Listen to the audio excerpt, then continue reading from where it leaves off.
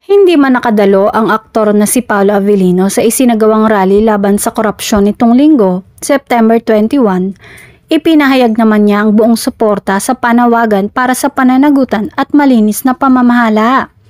Sa isang Instagram story, sinabi ni Paolo na mahalaga sa kanya ang laban na to at kahit hindi siya personal na nakadalo, kaisa siya sa adikain para sa integridad at pagbabago. Hindi man ako makakadalo sa rally laban sa korupsyon. Buo ang suporta ko sa panawagan para sa pananagutan at malinis na pamamahala.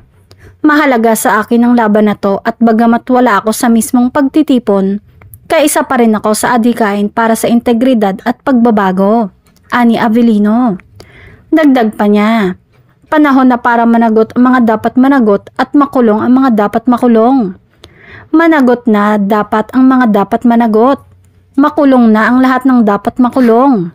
Dagdag pa niya.